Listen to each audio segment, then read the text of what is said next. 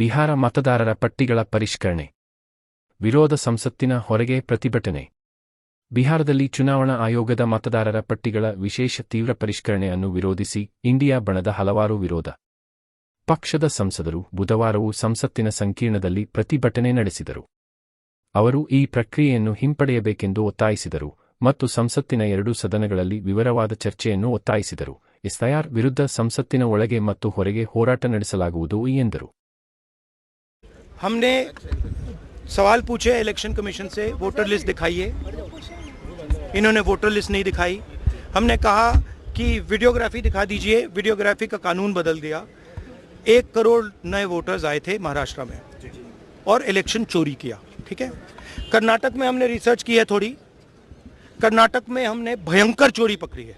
मैं black and white में आपको दिखाऊंगा, इलेक्शन कमीशन को दिखाऊंगा. ठीक है, ब्लैक एंड व्हाइट में कि कैसे चोरी की जाती है, कहां की जाती है. कर्नाटक में ब्लैक एंड व्हाइट में है हमारे हाथ में. ठीक है, ब्लैक एंड व्हाइट.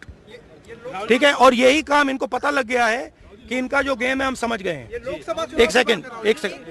हाँ, लोकसभा चुनाव की बात है.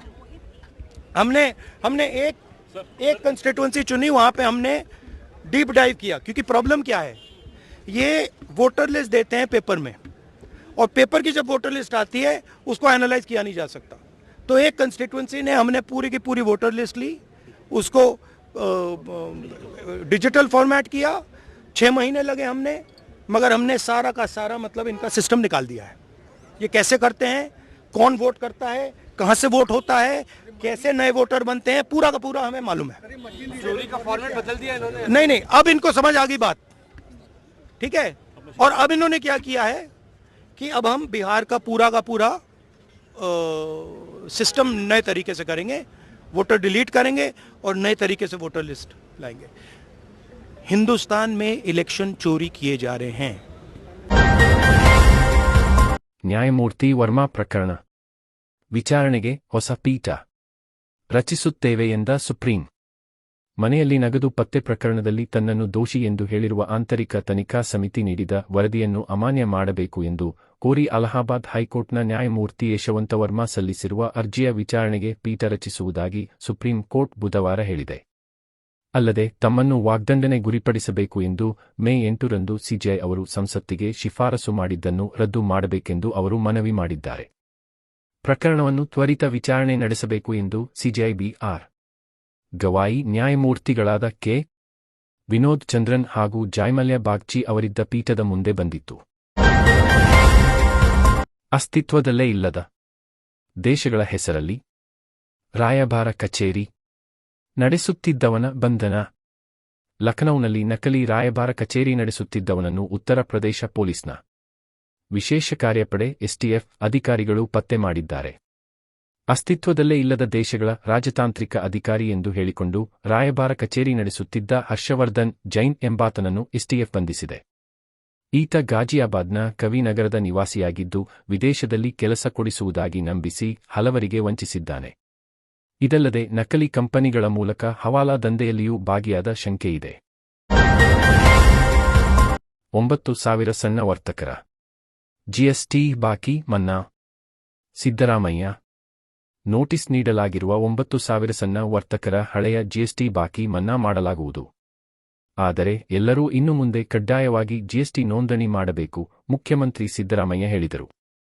ಸಣ್ಣ ವರ್ತಕರಿಗೆ ವಾಣಿಜ್ಯ ತೆರಿಗೆ ಇಲಾಖೆ ನೀಡಿರುವ ಜಿಎಸ್ಟಿ ನೋಟಿಸ್ ವಿಷಯ ಕುರಿತು ಬೆಂಗಳೂರಲ್ಲಿ ಬುಧವಾರ ನಡೆದ ಸಭೆಯ ನಂತರ ಅವರು ಸುದ್ದಿಗಾರರ ಜತೆ ಮಾತನಾಡಿ ತಿಳಿಸಿದರು.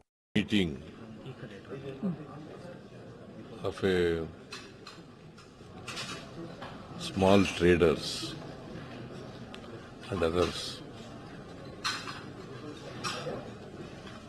to discuss regarding the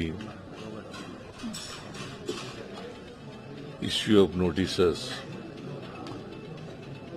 to the small traders, because those who are having turnover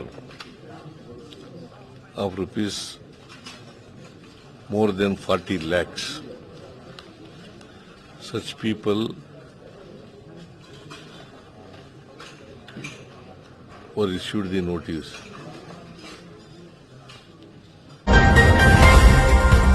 Lokayukta ದಾಳಿ. ಐಎಎಸ್ ಅಧಿಕಾರಿ ಬಳಿ ರೂಪಾಯಿ 9 ಕೋಟಿ ಆಸ್ತಿ. ವಿಶೇಷ ಉಪ ಆಯುಕ್ತೆ ಬಿ.ವಿ.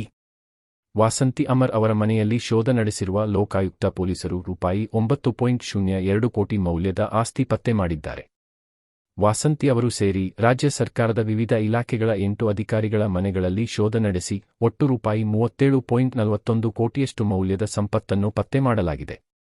8 ಅಧಿಕಾರಿಗಳ ಪೈಕಿ ವಾಸಂತಿ ಅವರು ಹೊಂದಿರುವ ಆಸ್ತಿಯ ಮೌಲ್ಯವೇ ಅತಿ ಹೆಚ್ಚು. ಕೊಪ್ಪಳ ಜಿಲ್ಲಾ ಕೈಗಾರಿಕಾ ಕೇಂದ್ರದ ಉಪನಿರ್ದೇಶಕ ಶೇಖೂರ್ ಚೌಹಾಣ್ ಅವರ ಹುಬ್ಬಳ್ಳಿಯ ಮನೆಯಲ್ಲಿ ರೂಪಾಯಿ 52 ಲಕ್ಷದಷ್ಟು ನಗದು ಪತ್ತೆಯಾಗಿದೆ ಎಂದು ಲೋಕಾಯುಕ್ತ ಪೊಲೀಸರು ತಿಳಿಸಿದ್ದಾರೆ.